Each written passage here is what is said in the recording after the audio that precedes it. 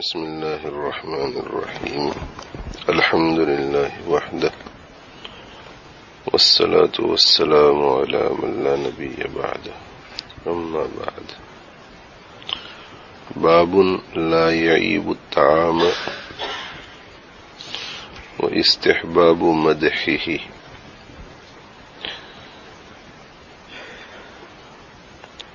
حضرت امام مصنف علامہ نووی رحمہ اللہ تعالی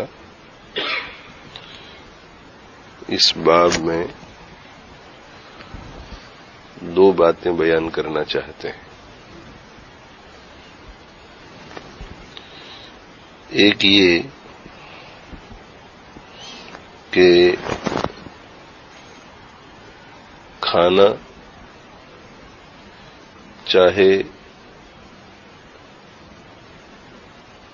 جی کو اچھا لگے یا نہ لگے، طبیعت کو مرغوب ہو یا نہ ہو، اس کی عیب جوئی نہیں کرنی چاہیے. اس لیے کہ کھانا جس وقت جس شکل میں بھی مل جائے یہ ہماری روزی ہے، اور روزی اللہ تعالی شانہ کی طرف سے آتی ہے.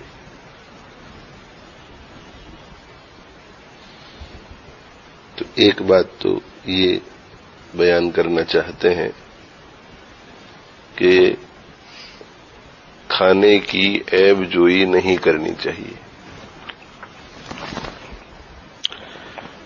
اور دوسری بات یہ بیان کرنا چاہتے ہیں کہ بہتر یہ ہے کہ کھانے کی تعریف کی جائے، اس کے لیے اچھے کلمات بولے جائیں.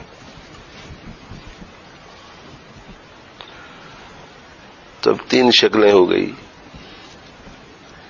پہلی شکل یہ کہ کھانا آیا اس کی برائی بیان کی جا رہی ہے، یہ ناپسندیدہ ہے.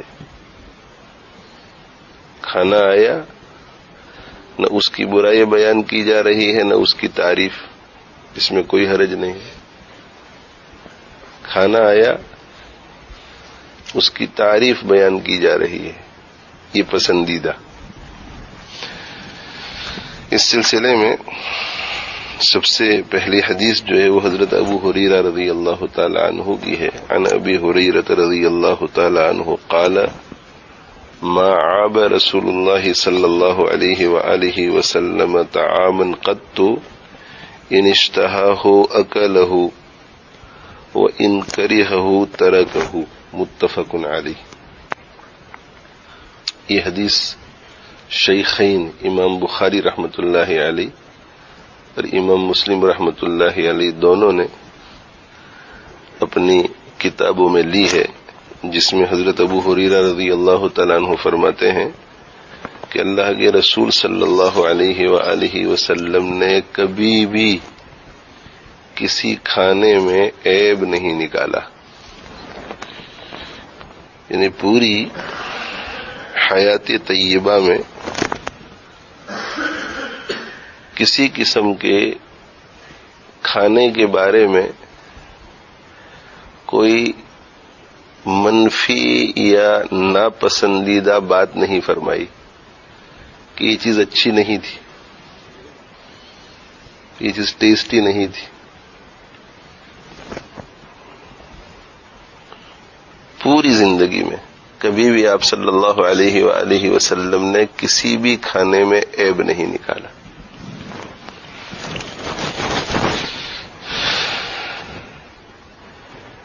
اس پر اشکال یہ ہوتا ہے کہ صحیح روایات سے معلوم ہوتا ہے کہ آپ صلی اللہ علیہ وآلہ وسلم کے دسترخوان پر ایک مرتبہ گوہ پکا کر لایا گیا.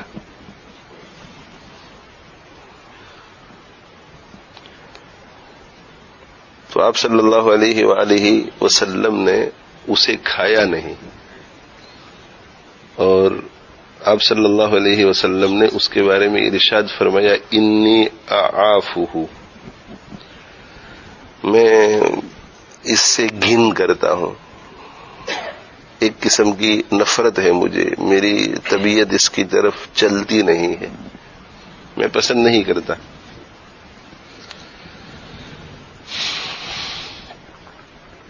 اب گوہ کے بارے میں حضرات علماء کے درمیان اختلاف ہے کہ آیا اس کو کھانا جائز ہے یا نہیں۔ امام ابو حنیفہ رحمۃ اللہ علیہ کا مذہب یہ ہے کہ گوہ کھانا حرام ہے، اور حضرت صلی اللہ علیہ وآلہ وسلم کے دسترخوان پر جب یہ گوہ پکا کر لایا گیا اور آپ صلی اللہ علیہ وسلم کی خدمت میں پیش کیا گیا، یہ اس وقت کی بات ہے جبکہ اس کی حرمت کا حکم ابھی نازل نہیں ہوا تھا۔ اسی وجہ سے آپ صلی اللہ علیہ وآلہ وسلم نے اسے نہیں کھایا، مگر دوسرے صحابہ کرام رضوان اللہ تعالی علیہ مجمعین جو اس دسترخوان پر بیٹھے ہوئے تھے انہوں نے اسے کھایا۔ اگر اس وقت حرام ہوتا اور آپ صلی اللہ علیہ وآلہ وسلم اس کی برائی بیان فرماتے کہ میں اس سے گھن کرتا ہوں، میری طبیعت اس کی طرف مائل نہیں ہوتی، میں پسند نہیں کرتا، تو کوئی حرج نہیں تھا۔ اس لیے کہ حضرت ابو ہریرہ رضی اللہ تعالی عنہ فرماتے ہیں کہ اللہ کے رسول صلی اللہ علیہ وآلہ وسلم نے اپنی پوری زندگی میں کبھی بھی کسی کھانے میں عیب نہیں نکالا۔ اس سے مراد حلال کھانا ہے، جو حرام ہے، جو خبیث ہے، جو گندا ہے، جو برا ہے، اس کے بارے میں تو آپ صلی اللہ علیہ وسلم نے مذمت بیان فرمائی ہے، اور وہ طعام ہے ہی نہیں، وہ رزق ہے ہی نہیں۔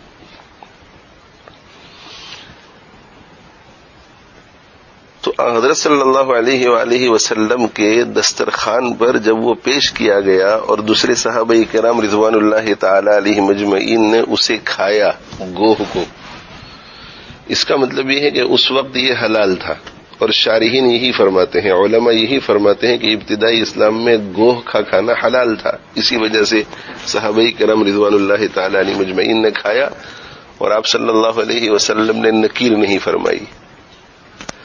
مگر آپ صلی اللہ علیہ وسلم کو جب پوچھا گیا کہ آپ اسے پسند نہیں فرماتے، کھاتے نہیں، تو آپ صلی اللہ علیہ وسلم نے فرمایا کہ انی اعافہ، مجھے اس سے گھن آتی ہے۔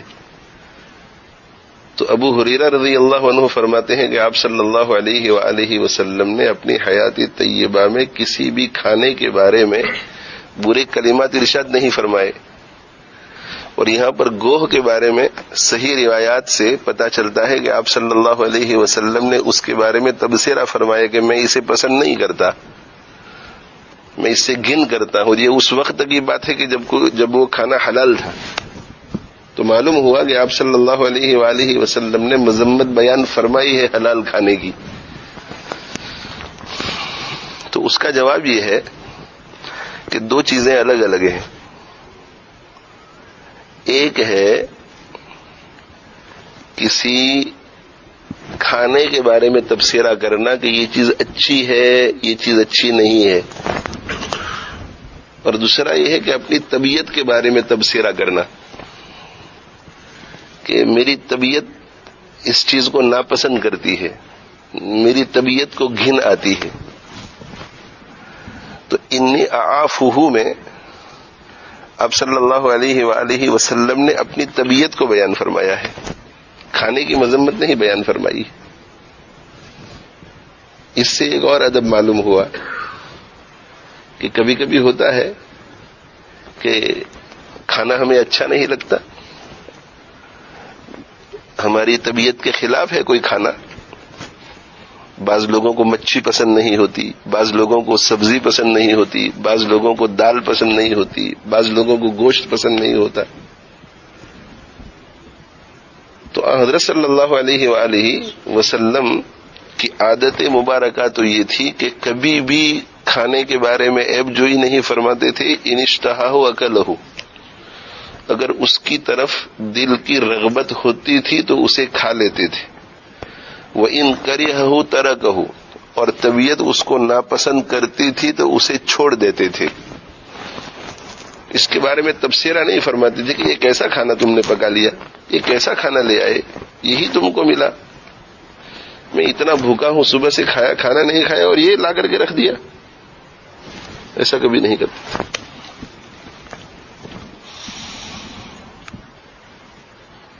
مگر یہ ایک آدھ مرتبہ جو آپ صلی اللہ علیہ وسلم سے یہ مروی ہے کہ آپ نے فرمایا انی اعافہ، میری طبیعت اس کی طرف مائل نہیں ہو رہی ہے۔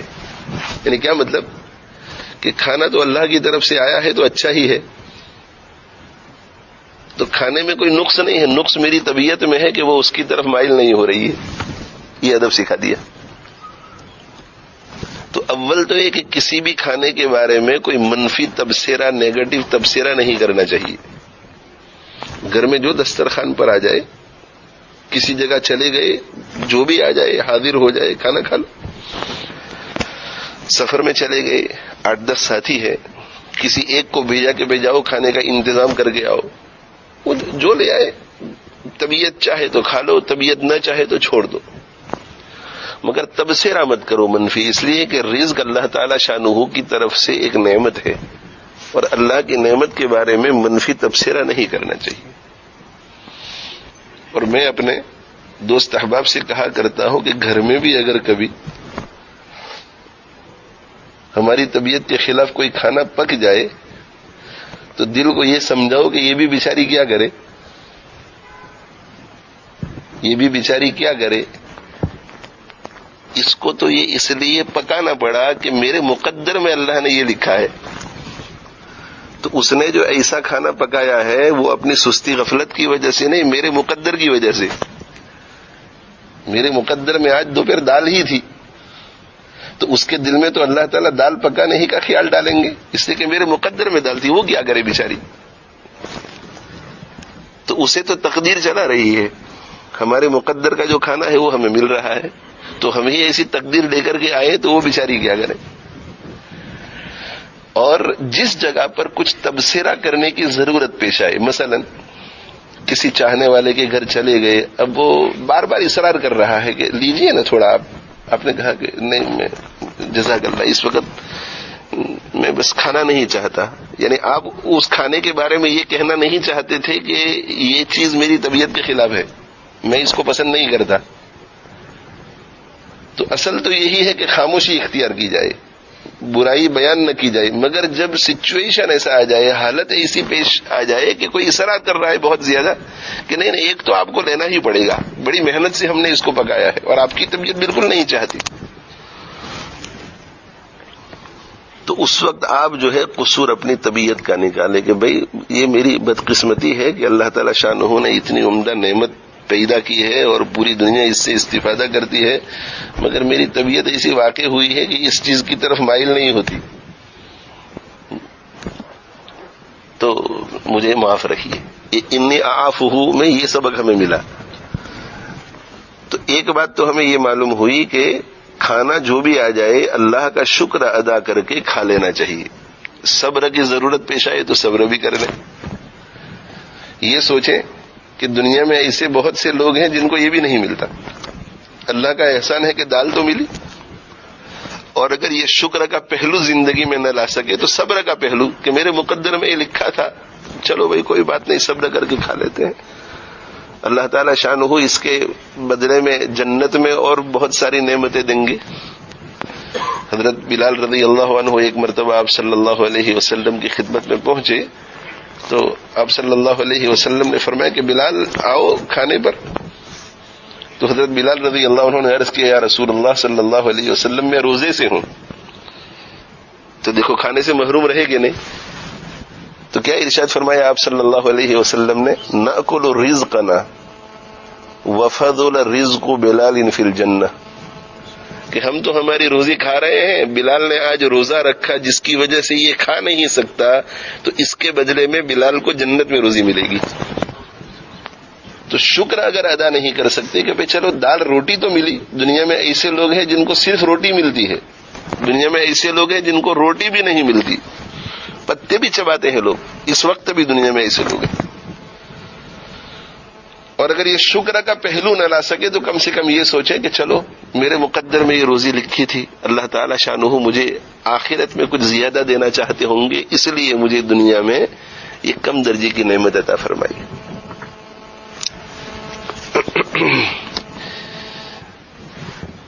وعن جابر رضی اللہ عنہ ان النبی صلی اللہ علیہ وآلہ وسلم سأل اہلہ الادم فقالوا ما عندنا الا خل فدعا به فجعل يأكل ويقول نعم الادم الخل نعم الادم الخل. رواہ مسلم. یہ حدیث امام مسلم رحمۃ اللہ علیہ نے حضرت جابر رضی اللہ عنہ سے روایت کی ہے کہ نبی اکرم صلی اللہ علیہ وآلہ وسلم نے اپنے گھر والوں سے یعنی اپنی اہلیہ محترمہ سے سالن مانگا. تو گھر والوں نے کہا کہ ہمارے پاس نہیں ہے مگر سرکہ. تو ہوا یہ تھا کہ آپ صلی اللہ علیہ وسلم کی خدمت میں جب گھر میں تشریف لائے تو بی بی نے، گھر میں بچوں نے آپ صلی اللہ علیہ وسلم کی خدمت میں روٹی پیش کی. کھانے کا وقت تھا تو حضرت صلی اللہ علیہ وآلہ وسلم نے ارشاد فرمایا ما من ادام، سالن نہیں ہے. اس سے ایک بات یہ معلوم ہوئی کہ زہد اعلی درجے کا تھا مگر خشکی نہیں تھی، لائف میں ڈرائینس نہیں تھا.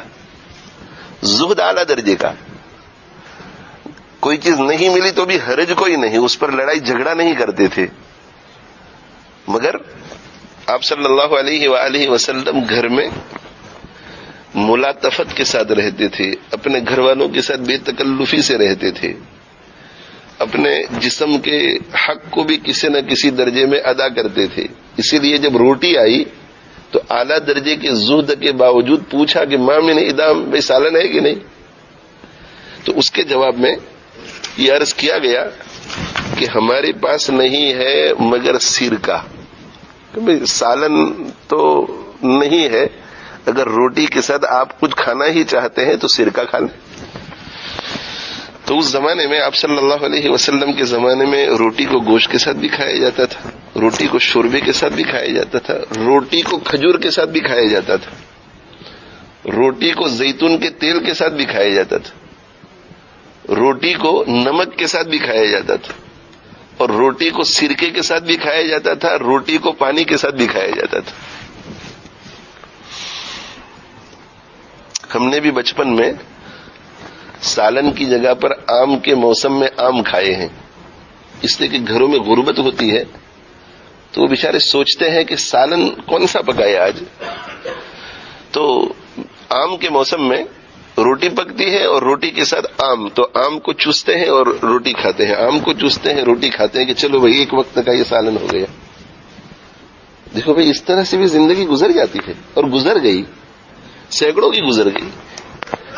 تو دنیا میں تو اس طرح کے زہد اور اس طرح کی جفا کشی کے ساتھ بھی زندگی گزر جاتی ہے، مگر آخرت میں میرے بھائیوں اگر مشقت میں پڑ گئے تو وہاں کی زندگی گزارنا بہت مشکل ہوگا، اس لیے کہ وہ کبھی ختم ہونے والی نہیں. تو حضرت صلی اللہ علیہ وآلہ وسلم کے گھر والوں نے عرض کیا کہ ہمارے پاس تو سرکہ ہے. فدعا بھی، آپ صلی اللہ علیہ وسلم نے اسے منگوا لی کہ ٹھیک ہے اس کو لاؤ. فجعل یأکل، آپ صلی اللہ علیہ وسلم کھانے لگے، ویقول، اور ارشاد فرمانے لگے نعم الادم الخل، بہت ہی اچھا سالن ہے سرکہ، سرکہ بہت ہی اچھا سالن ہے، سرکہ بہت ہی اچھا سالن ہے. 2 مرتبہ آپ صلی اللہ علیہ وآلہ وسلم نے ارشاد فرمایا. تو دیکھو اس سے امام مصنف علیہ الرحمہ نے یہ ثابت کیا کہ اللہ تعالی شانہ کی طرف سے کھانے کو جو روزی ملے اس کی عیب جوئی تو نہیں کرنی چاہیے بلکہ اس کی تعریف کرنی چاہیے. اب اس زمانے کے اعتبار سے بھی روٹی کے ساتھ سرکے کا مل جانا یہ بہت ہی کم درجے کا سالن تھا، مگر پھر بھی آپ صلی اللہ علیہ وآلہ وسلم نے اس کی تعریف فرمائی. کہ نعم الادم الخلو، نعم الادم الخلو. اور اس کے اندر دیکھو کتنے سبق چھپے ہوئے ہیں اس چھوٹی سی بات میں، کہ جب آپ صلی اللہ علیہ وسلم کی خدمت میں سرکہ پیش کیا گیا تو آپ صلی اللہ علیہ وسلم نے سرکے کی تعریف فرمائی کہ سرکہ کتنا اچھا کھانا ہے، سرکہ کتنا اچھا سالن ہے. اس میں ایک سبق ہمیں یہ ملا کہ جب گھر والوں نے یہ کہا کہ روٹی کے ساتھ کھانے کے لیے صرف سرکہ ہے تو آپ صلی اللہ علیہ وآلہ وسلم نے اسے منگوایا، مگر منہ چڑھا کے نہیں. جس خوشی سے پوچھا تھا کہ سالن ہے کہ نہیں تو کہا گیا کہ ہاں سرکہ ہے، اس کے علاوہ تو کچھ نہیں ہے، تو اسی خوشی سے کہا کہ ٹھیک ہے لاؤ سرکہ لاؤ جلدی سے.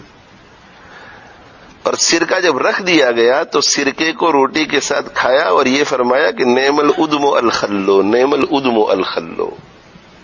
تو طبیعت مبارکہ پر کم درجے کی غذا کے ملنے پر کوئی اثر نہیں پڑا. یعنی مرغی اگر مل جاتی اس پر جتنی خوشی تھی اتنی ہی خوشی سرکے پر تھی. ایک سبق تو یہ ملا. دوسرا سبق یہ ملا کہ نعم الادم الخلو فرمایا آپ نے کہ سرکہ بہت ہی اچھا سالن ہے، سرکہ بہت ہی اچھا سالن ہے. اس تعریف سے دوسرا فائدہ کیا ہوا کہ جب آپ صلی اللہ علیہ وسلم نے روٹی کے ساتھ سالن مانگا تو روٹی اسی لیے پیش کی گئی تھی کہ اندر اور کچھ نہیں تھا. آپ صلی اللہ علیہ وسلم نے فرمایا کہ بھئی سالن بھی لاؤ. تو گھر میں کچھ بھی نہیں تھا تو انہوں نے سرکہ رکھ دیا. اب سرکہ رکھ دیا تو آپ صلی اللہ علیہ وسلم کو یہ خیال آیا ہوگا کہ میری بیوی، میرے بچے، میرے گھر میں خدام، ان کو مجھ سے بہت زیادہ محبت ہے اور اس وقت گھر کے حالات ایسے ہیں کہ وہ میرے لیے اس سے بہتر انتظام نہیں کر سکتے. تو میں نے اگر منہ چڑھایا تو ان کا دل ٹوٹے گا، اور دل اس طرح ٹوٹے گا کہ ہم ہمارے شوہر کی خدمت نہیں کر سکے، ہم ہمارے ابا کی جیسی خدمت کرنی چاہیے نہیں کر سکے، اس لیے کہ محبت تھی. تو آپ صلی اللہ علیہ وسلم نے تعریف فرمائی نعم الادم الخلو، سرکہ بہت اچھا سالن ہے، سرکہ بہت اچھا سالن ہے، تاکہ ان کے دل میں وہ جو ایک قسم کی فکر ہے وہ نکل جائے کہ بھئی سالن تو کم درجے کا تھا مگر حضرت نے پسند فرمایا. دو فائدہ. تیسرا فائدہ یہ ہے کہ آپ صلی اللہ علیہ وآلہ وسلم نے سرکے کی تعریف فرمائی. اس کا مطلب یہ ہے کہ حضرت صلی اللہ علیہ وسلم کو سرکہ مرغوب تھا، اور یہ سرکہ اور ونیگر ایک ایسی اللہ کی نعمت ہے جو اچھی سمجھی جاتی ہے نبوی نظر میں. اس سے ہم لوگوں کو ترغیب ہے کہ تم بھی اس سے محبت کرو، تم بھی اس سے محبت کرو، یہ اچھی چیز ہے. آپ صلی اللہ علیہ وآلہ وسلم نے سرکے کی تعریف فرمائی ہے، تو اس کا استعمال ہونا چاہیے گھروں میں. اور جب کوئی ایسا کھانا آ جائے ہمارے گھروں میں کہ جس میں سرکے کا استعمال کرتے ہیں اور سرکہ دسترخوان پہ آ جائے تو پلیٹ میں 2-4 قطرے ڈال کر کم سے کم روٹی کے ساتھ ایک لقمہ تو کھا لینا چاہیے، اس نیت کے ساتھ کہ میرے نبی صلی اللہ علیہ وآلہ وسلم نے اس طرح کھایا ہے اور تعریف فرمائی ہے کہ سرکہ بہت اچھا سالن ہے، تو چلو میں بھی اس کو سالن کے طور پر استعمال کروں. اور ایک اور بات اس سے سمجھ میں یہ آئی کہ حضرت صلی اللہ علیہ وآلہ وسلم نے سرکے کی تعریف بیان فرما کر اپنے گھر والوں کو اور اپنی امت کو یہ تعلیم دی کہ رزق کے معاملے میں سادگی اختیار کرنا شریعت کی نظر میں پسندیدہ ہے، اور امت کو اس کی طرف متوجہ کیا کہ کھانے پینے میں میانہ روی اختیار کرنی چاہیے، ماڈریشن اختیار کرنا چاہیے. اب ہمارے زمانے میں ناشتہ ہو، دوپہر کا کھانا ہو، شام کا کھانا ہو، ویک ڈیز ہو، ویکینڈز ہو، کوئی فنکشن ہو، کوئی فنکشن نہ ہو، ہر حال میں اعلیٰ درجے کا کھانا پکایا جاتا ہے اور اعلیٰ درجے کا کھانا کھایا جاتا ہے. اس سے کیا ہو رہا ہے؟ اس سے طبیعت راحت پسند بنتی ہے، اور جس قوم میں راحت پسندی آ جائے، جس قوم میں لذت کے پیچھے چلنے کی عادت ہو جائے، جو قوم لذت کی خوگر ہو جائے، وہ قوم کبھی ترقی نہیں کر سکتی۔ کیوں ترقی نہیں کر سکتی؟ اس لیے کہ اچھے اچھے کپڑے پہننے کی عادت ہو گئی، اچھے اچھے کھانوں کی عادت ہو گئی، اچھی اچھی گاڑیوں کی عادت ہو گئی، آرام دہ صوفے کی، آرام دہ بیڈ کی عادت ہو گئی، عمدہ عمدہ کارپیٹوں کی عادت ہو گئی، جیسے ہم لوگوں کی ہو گئی ہے، تو خرچہ بڑھ جائے گا، اور خرچہ بڑھ جائے گا تو اس خرچے کو پورا کرنے میں اتنا وقت صرف ہوگا کہ اللہ تعالی شانہ کے لیے کچھ نہیں کر پائیں گے۔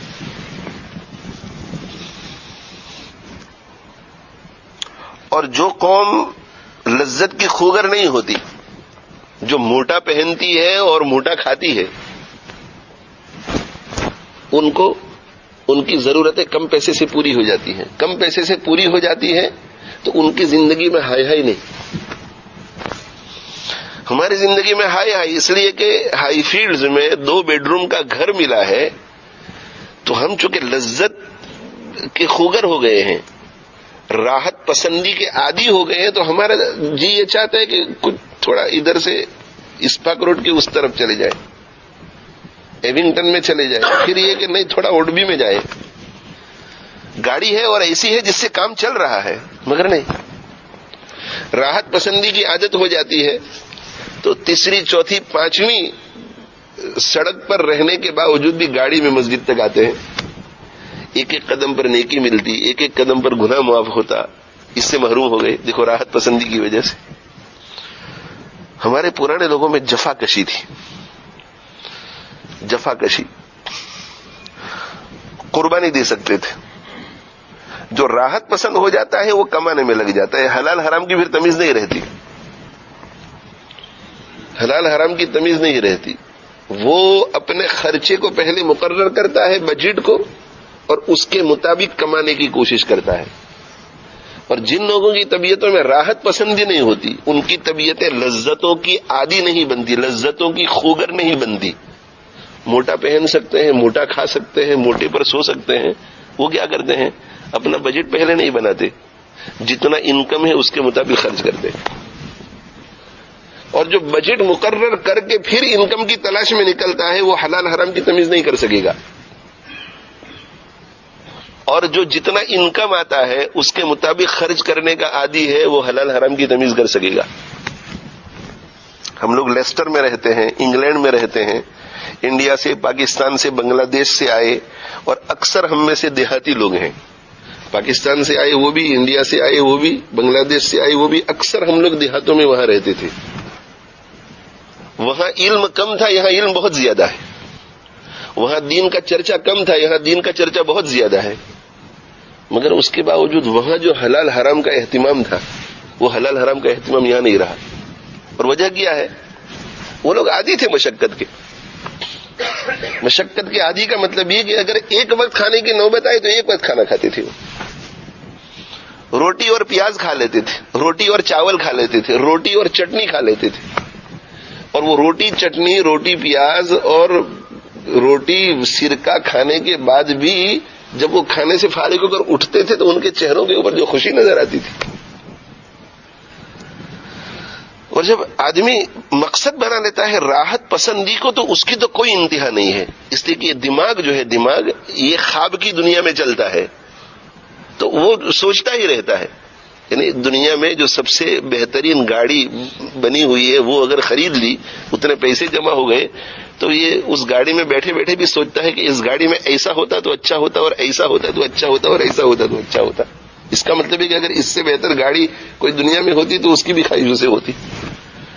کھانوں کے بارے میں بھی جب ایک انسان کو ساری اس کی خواہشات کے مطابق کھانے کی چیزیں مل جاتی ہیں تو اندر اندر سے کچھ اور اس کی خواہش اٹھتی ہے کہ اس سے بھی بہتر کچھ کھانے کو ملتا ہے، اس سے بھی بہتر کوئی لذت کی چیز ملتی۔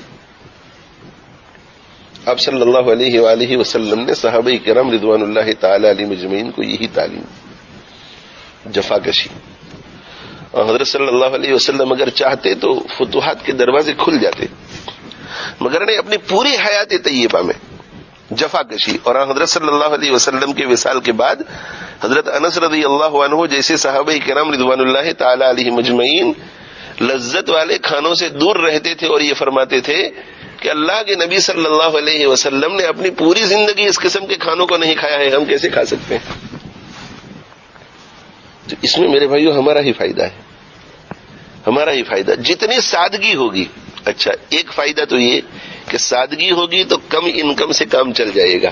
نمبر 2، اگر زندگی میں سادگی ہوگی، سادگی، تو نفس قابو میں رہے گا. آپ دیکھ لیجئے جہاں مال کی فراوانی ہوتی ہے وہاں شرارتیں بہت ہوتی ہیں. اور افریقہ اور انڈیا میں غریب ملکوں میں آپ جائیں تو وہ بیچارے غریب لوگ جو ہیں وہ روڈ کے اوپر ایسے چل رہے ہوتے ہیں اپنی روزی روٹی کمانے کے لیے، تو بیچارے وہ دائیں بائیں بھی نہیں دیکھتے، اپنی ہی فکر میں وہ ہوتے ہیں. صبح سے شام تک کماتے ہیں، رات کو تھک کر آ کر کے روٹی کھا لیتے ہیں اور کھاتے ہی سو جاتے ہیں کہ کل صبح پھر جانا ہے. اور یہ دنیاوی زندگی تو کسی طرح مشقت کے ساتھ گزر جائے گی. نفسانی خواہشات سے آدمی بچتا ہے، کھانے پینے میں اور راحت پسندی میں احتیاط کرتا ہے. تو ایک اور فائدہ یہ ہے کہ کبھی برے وقت زندگی میں آ جاتے ہیں، کبھی فقر بھی آ سکتا ہے. اللہ حفاظت فرمائے، اللہ حفاظت فرمائے فقر سے. کبھی فقر آ سکتا ہے. یہ جو ہماری ابھی لائف سٹائل ہے ممکن ہے کہ اسے ہم مینٹین نہ کر سکے، آگے جا کر کے انکم ہی نہ ہو تو کیا کریں گے آپ؟ ریسیشن آ گیا ملک میں، ہو سکتا ہے کہ زلزلہ آ جائے اور آدمی بالکل خالی ہاتھ ہو جائے. ممکن ہے کہ کسی وجہ سے جیل میں جانا پڑے، جیل میں چلے گئے، اب وہاں طرح طرح کے حالات آ سکتے ہیں. جو راحت پسندی کا عادی ہو جاتا ہے وہ ان حالات میں اپنے آپ پر قابو نہیں پا سکتا. اسی لیے حضرت صلی اللہ علیہ وسلم نے ارشاد فرمایا ایاک والتنعم فإن عباد اللہ لیسوا بالمتنعمین. اللہ کے جو حقیقی بندے ہوتے ہیں وہ راحت پسندی والی زندگی نہیں گزارتے، اس لیے راحت پسندی سے بچو. یعنی تم اگر حقیقی معنی میں اللہ کے بندے بننا چاہتے ہو تو ان خواہشات کو قربان کرو. ایک شخص جس کی زندگی میں جفا کشی ہو، محنت ہو، اگر اس کے دل دماغ میں یہ بات آ گئی کہ یہ تہجد بھی پڑھنے کی چیز ہے، وہ دوسرے ہی دن سے شروع ہو جائے گا. اور ہم لوگ جو راحت کے عادی ہو گئے ہیں، ہمارے دل دماغ میں بات پکی بیٹھ جاتی ہے کہ یار تہجد بہت کام کی چیز ہے، بہت اچھی چیز ہے، ضرور مجھے پڑھنی چاہیے، مگر راحت پسندی اتنی ہے کہ اٹھ ہی نہیں سکتے. تو آپ صلی اللہ علیہ وسلم نے سرکے اور کی تعریف فرما کر کے ہمیں کھانے پینے اور لذتوں کے حصول میں ماڈریشن کی تلقین کی. دیکھو پہلے زمانے میں کیا ہوتا تھا کہ بریانی اور عمدہ غذائیں جب کوئی مہمان آتا تھا تو پک جاتی تھی. اس وقت جو روزانہ کا ہمارا معمول ہو گیا ہے کہ عمدہ سے عمدہ کھانے ہو، 2-3 سالن تو ہونے ہی چاہیے. اس میں میرے بھائی تھوڑی بہت قربانی کرو. حضرت مولانا حسین احمد مدنی رحمہ اللہ تعالی نے دین کی خاطر بہت قربانیاں دی اور جیل کی تنگ و تاریک کوٹڑیوں میں حضرت نے وقت گزارا. حضرت مولانا عبداللہ کاپود روی صاحب دامت برکاتہم سے میں نے سنا کہ میں ایک دفعہ حضرت کے ساتھ سفر میں تھا کہ عشاء کی نماز کے لیے حضرت نے وضو کرنا چاہا. تو انڈیا میں سردی کا موسم جب ہوتا ہے تو صبح کے وقت ذرا ٹھنڈی محسوس ہوتی ہے اور رات کے وقت تو گرم پانی لایا گیا لوٹے میں حضرت کے لیے اور حضرت نے وضو شروع فرمایا. وہ سنک وغیرہ کا رواج اس وقت نہیں تھا. وضو شروع فرمایا تو جیسے ہی ہاتھ کے اوپر وہ گرم پانی محسوس ہوا تو حضرت نے کھینچ لیے ہاتھ اور حضرت کھینچ لیا اور کھینچ کر کے فرمایا کہ بھائی میں جب جیل میں جاؤں گا تو تم گرم پانی سے وہاں بھی وضو کرانے کے لیے آئیں گے ہمیں. ٹھنڈا پانی لاؤ تاکہ ہم اس کے عادی رہے. جیل میں ہمیں کون گرم پانی سے وضو کرائے گا؟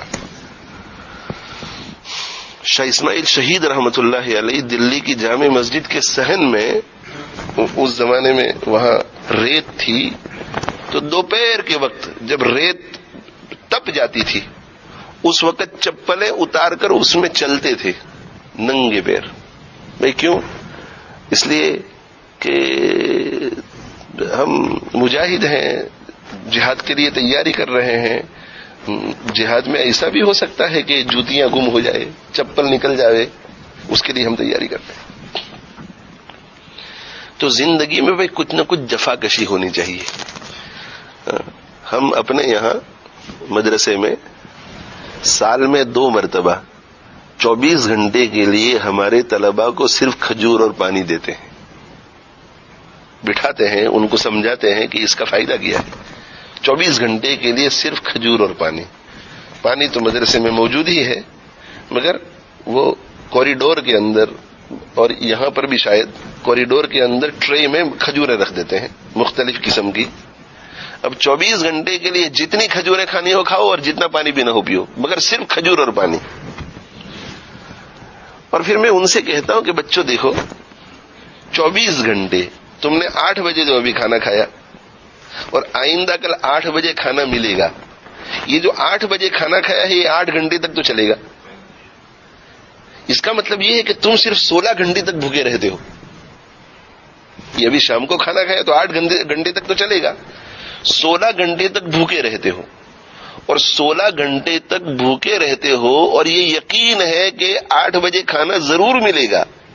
تو ایسی حالت میں صبر کرنا بہت آسان ہے. کہ تم یہ سوچو کہ صحابہ کرام رضوان اللہ تعالی علیہ مجمعین کے اوپر ایسے حالات آئے تھے کہ پورے 24 گھنٹے میں ان کو 1 کھجور ملتی تھی. 1 کھجور. کبھی کھجور بھی نہیں ملتی تھی تو پتے چباتے تھے. تو یہ جو تم کو 16 گھنٹے میں تھوڑی بھوک محسوس ہوگی، اس وقت تم یہ سوچو کہ انہوں نے ہم تک دین پہنچانے کے لیے کتنی قربانیاں کی ہے، تو قدر ہوگی ان کی. اور پھر یہ سوچو کہ دنیا میں اس وقت ایسے کتنے انسان ہیں جو بھوکے رہتے ہیں، قدر ہوگی. تو کبھی کبھی ہمیں بھی ایسا کرنا چاہیے. کبھی یہ کہ چلو آج صرف زیتون اور روٹی کھا لیتے ہیں ایک وقت، شام کو اچھی طرح پھر کھا لیں گے. تھوڑا بہت تو اپنے آپ کو مشقت میں ڈالو.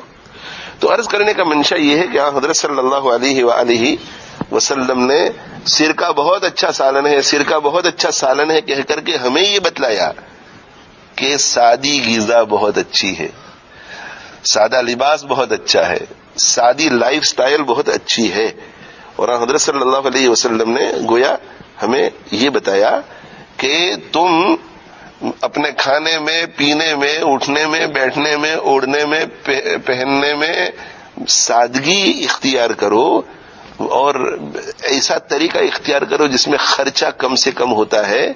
اور تم لذتوں کے خاطر ایک دوسرے سے مقابلہ مت کرو، اس لیے کہ یہ لذتیں دنیا میں بھی نقصان دہ ہو سکتی ہیں، آخرت میں بھی نقصان دہ ہو سکتی ہے. اور بھائی اس قسم کے کھانوں کا ایک بہت بڑا نقصان یہ ہوا کہ پوری دنیا بیمار ہے. پوری دنیا بیمار ہے. پہلے زمانے میں لوگ بھوکے مرتے تھے، اب کھا کھا کے مر رہے ہیں. کتنی بیماریاں ہیں ان ملکوں میں جو ترقی یافتہ ممالک ہیں، اس میں زیادہ لوگ کھانے کی وجہ سے مرتے ہیں. بھوکا تو کوئی نہیں مرتا اس ملک میں، کھانے کی وجہ سے بھوکے مرتے ہیں. ایسے مریض کم ہوتے ہیں کہ جو خوراک نہیں لے سکتے اور مر جاتے ہیں. کتنی بیماریاں ہوتی ہے. اور یہ جو موٹاپا، ہم سب کے جسم جو موٹے ہو جاتے ہیں، یہ موٹاپا کیوں آ جاتا ہے؟ اسی لیے آتا ہے کہ خوراک لذت والا اور محنت مشقت بالکل نہیں. یہ آج جو ہے لوگ گھی کھانے سے ڈرتے ہیں. کیوں کھانے سے ڈرتے ہیں؟ کہ وزن بڑھ جائے گا. آج لوگ گڑ کھانے سے ڈرتے ہیں. کیوں بھائی؟ وزن بڑھ جائے گا. اور ہمارے پرانے زمانے میں دیہات میں رہنے والے لوگ گھی اور گڑ کا اتنا زیادہ استعمال کرتے تھے، مگر ان کا بدن بالکل نہیں بڑھتا تھا، اس لیے کہ وہ کھیتیوں میں کام کرتے تھے.